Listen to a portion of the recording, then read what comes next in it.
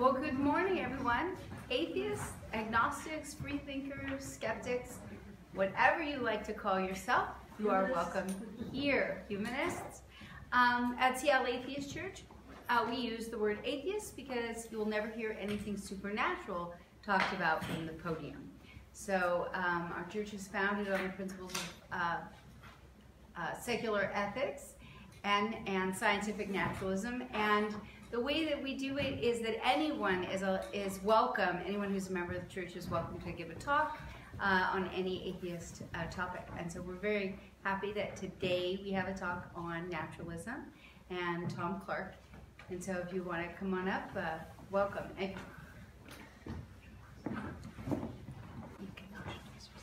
Okay. All right.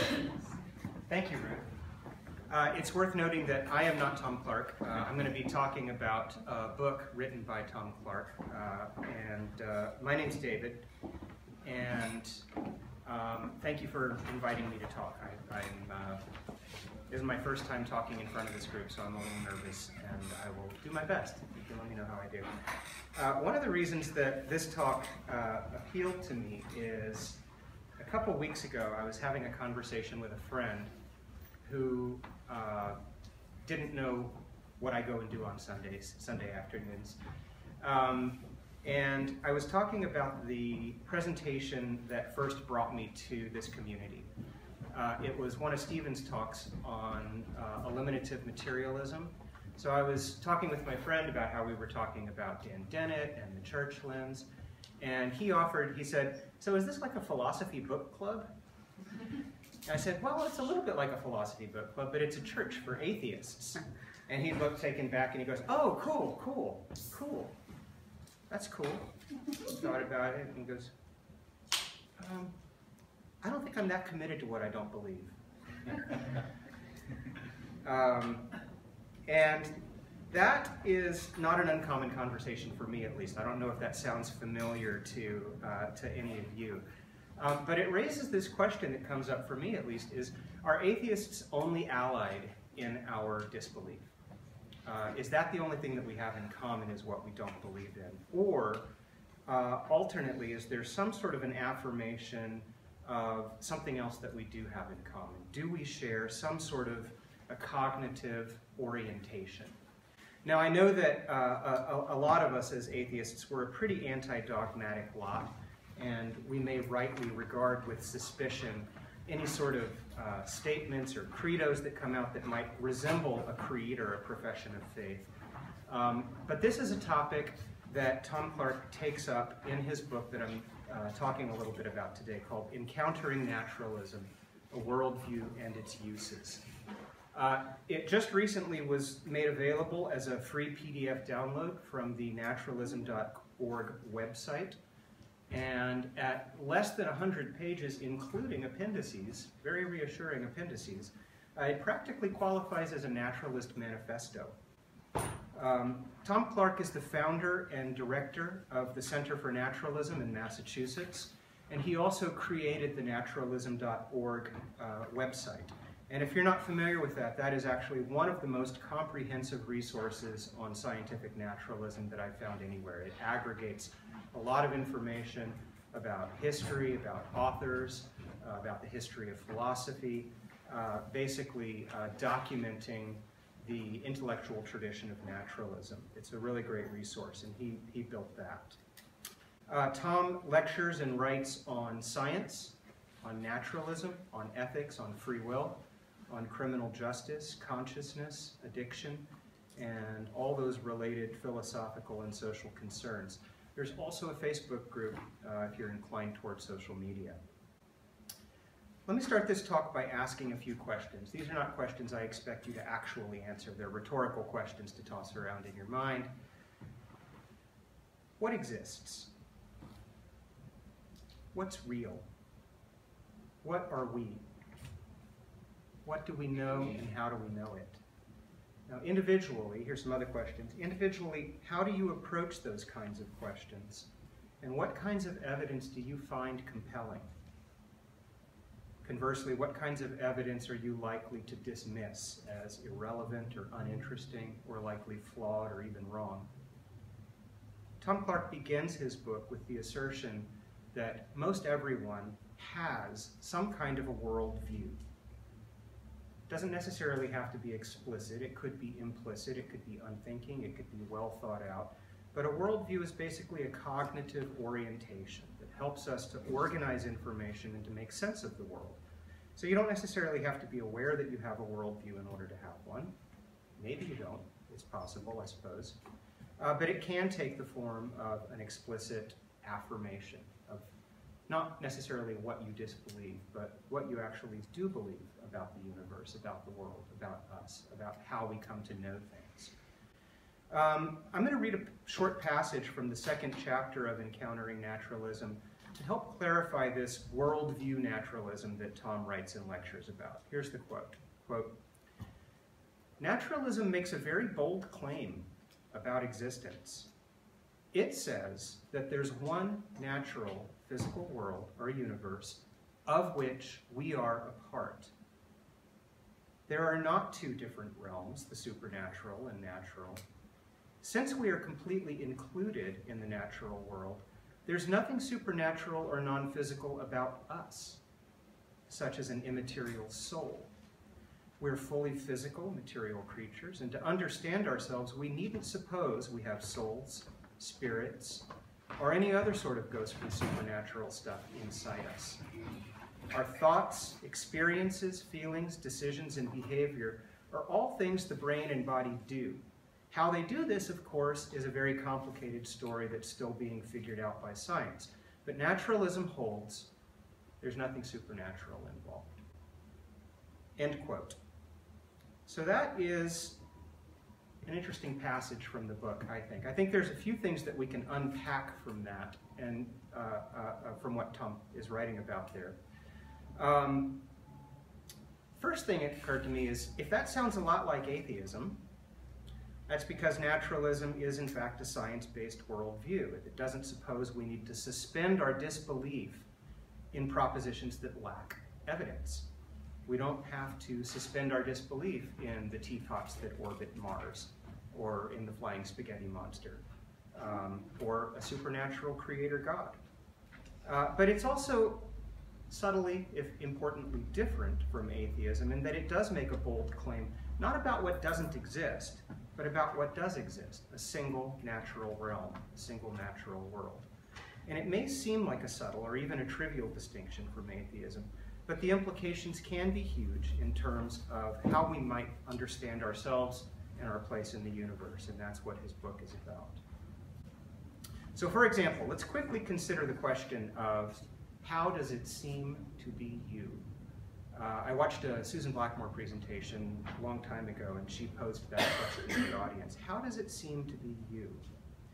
Is anyone familiar with a meme that was circulated around a couple of Halloweens ago that goes something like this?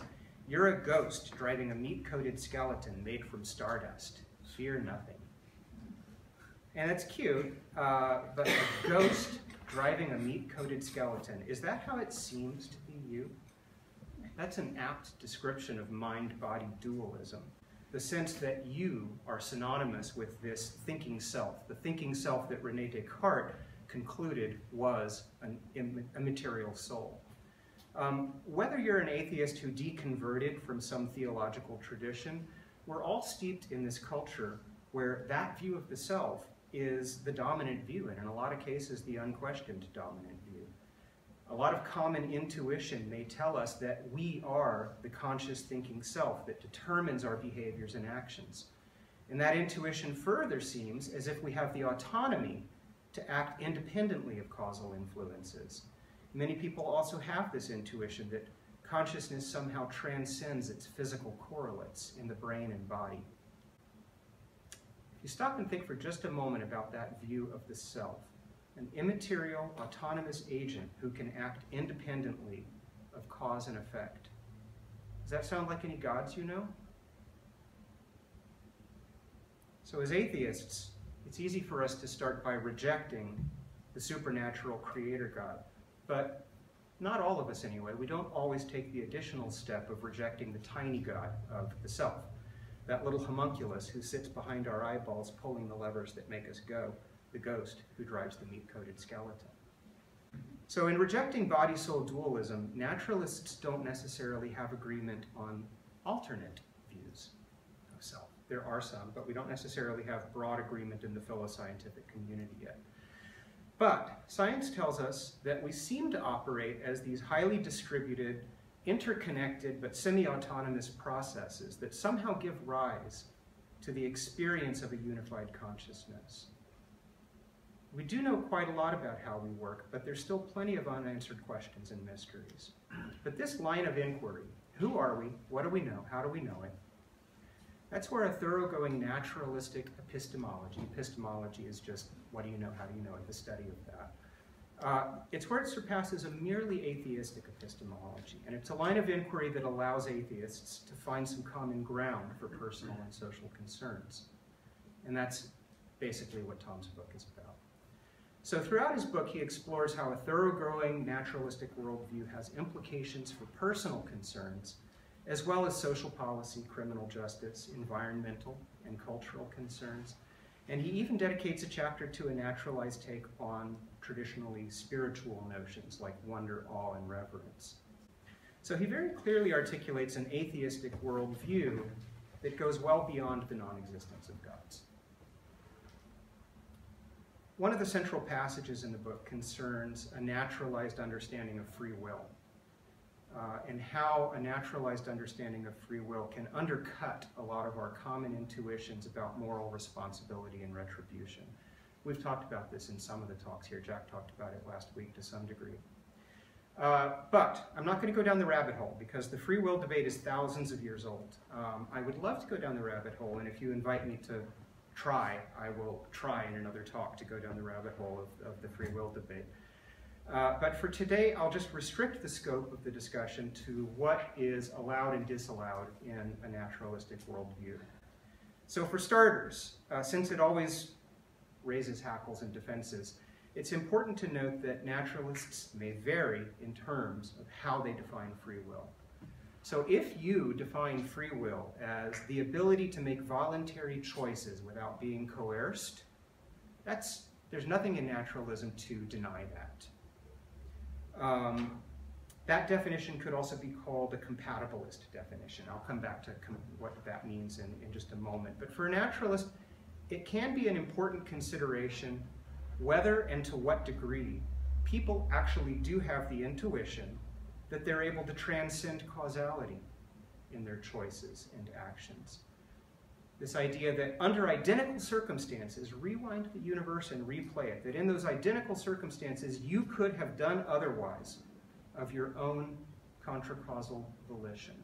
To what degree do people actually have that intuition about how we behave and act? That is the definition of free will that is impossible, and it's actually incoherent in a naturalistic worldview.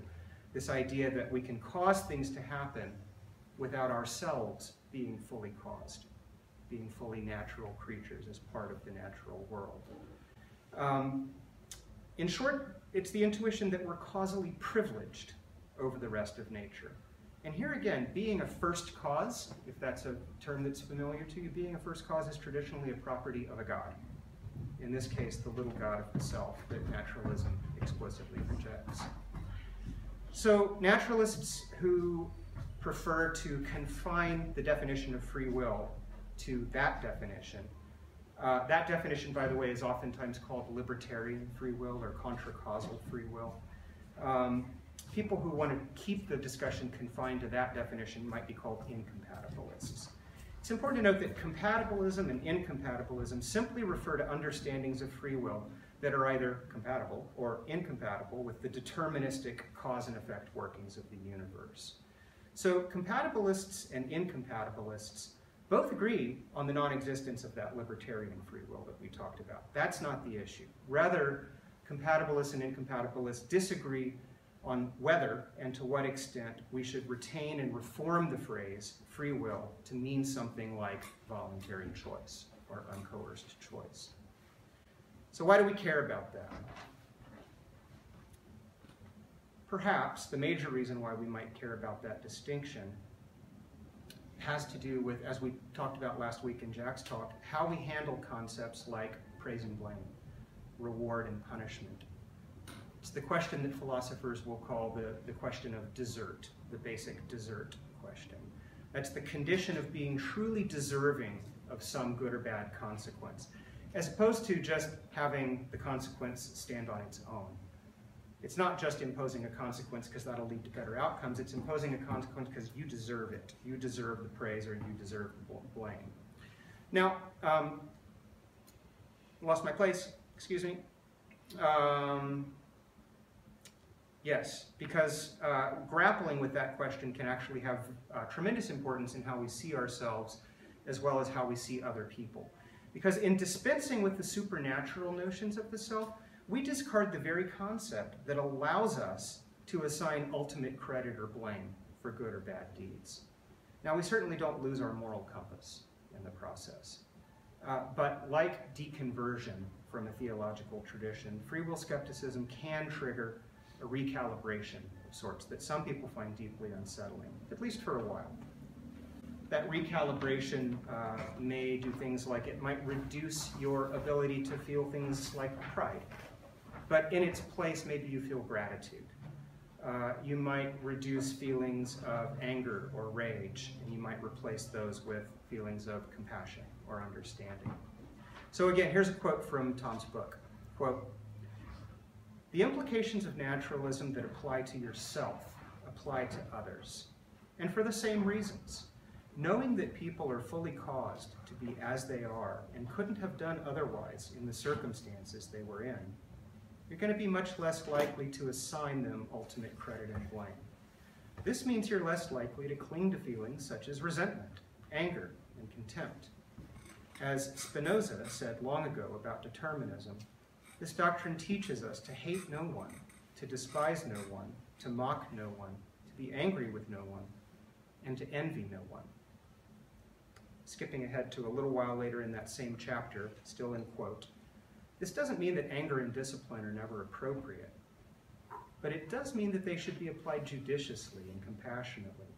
When you find yourself asking, irritably and rhetorically, why the hell does he keep doing that? I strongly recommend you answer the rhetorical question.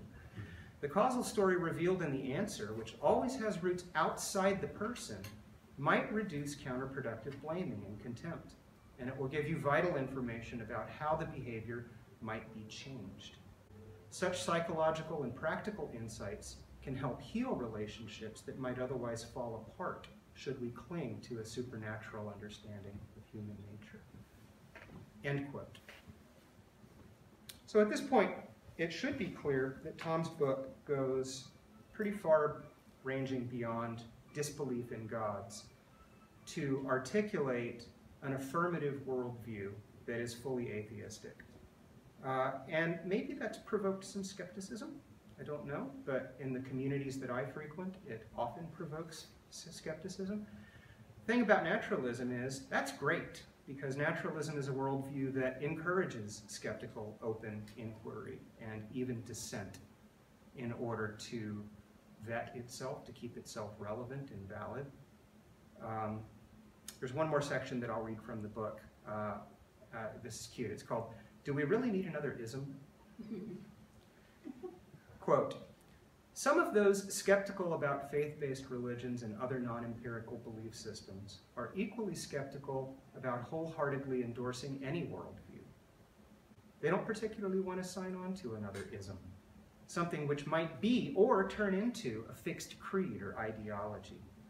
Or, perhaps, as staunchly independent thinkers, they don't want to be pinned down or pigeonholed. No labels on me, thank you very much. Although they might endorse a rational, empirical approach to justifying beliefs, and not to have any truck with the supernatural, they balk at describing themselves as naturalists. Fair enough, the skeptical, independent habit of mind underlying this refusal is exactly the cognitive virtue that naturalism encourages. And indeed, those suspicious of naturalism as an ism, a potentially restrictive ideology, are welcome to expose it as such. If naturalism can be shown defective, for instance in imposing cognitive blinders, limiting the range of human experience, or blunting our engagement with the world and with each other, then it must yield to whatever worldview does better. Absent this critique, however, those who are naturalists in all but name might consider coming out as such, although the counter-suggestible among us likely won't. Atheists, secular humanists, skeptics, and freethinkers are all essentially naturalistic in their worldview, even if it isn't always explicitly acknowledged. Naturalism simply names this worldview. Naturalists are simply those that subscribed to it, end quote. So it was only a few years ago that I stumbled upon this book and the naturalism.org website. And naturalism.org, again, is a fabulous repository of articles and reading material and recommendations. My Kindle exploded. I think it's maxed out on its memory. But I also feel compelled to mention that the encounter with naturalism, with this book, with the website, with all the stuff that I've been pointed towards in the last few years, it has changed me in some relatively profound ways, at least what feel profound to me. Your mileage may vary, of course, but for me, in my middle age, a lot of this was new and revelatory. It was surprising to discover that my worldview had a name, and it had an intellectual tradition stretching back to the pre-Socratics and cutting across times and cultures. It's not that it didn't exist, maybe I just wasn't paying enough attention, but unlike people who grew up in religious communities where you get to check in with each other about your worldview on a weekly basis, we don't really enjoy that same kind of privileged position in the marketplace of ideas. So paraphrasing something Tom says towards his conclusion in the book, if the label fits, make use of it. I've been thinking about how to close this talk today, and that stuck in my head. If the label fits, make use of it. The question that occurred to me was, why? Why make use of it? For what purpose and for whom? And I had two answers that occurred to me. Maybe when we gather and talk, we can talk about it. The first use was like, is it evangelism? Is it for competing in the marketplace of ideas? That's kind of what he's talking about here, I think. It's like, we have this culture where we're steeped in these competing worldviews, and ours is disadvantaged. So by giving it a name, do we allow it to compete more freely in the marketplace of ideas? That's one possible answer, but the other answer that occurred to me was not for evangelism, but what it meant for me and what it has meant for a lot of other people is, I don't know how many people in this room ever experienced a deconversion. If you ever confronted the existential scream of nature and abandoned a previous worldview, that can be a tough time. That can be an emotionally very unsettling time, even if it happens when you're young and resilient, like it did for me. But having a place where you can land, where you can explore an affirmation of what you do believe and not necessarily get stuck in what you don't believe, that seems like a better alternative than waking up one day, 1 week, 1 month in the smoldering crater where once stood your former worldview. That's a very unsettling experience. It can lead to a lot of anger and frustration. By giving that worldview a name, by exploring its implications, by keeping it defeasible, always able to be proven wrong, but let's explore what we can know and how we can know that, what's compelling information to us. Giving that a name seems like it only has an upside. I don't actually see a downside to doing that. Thanks.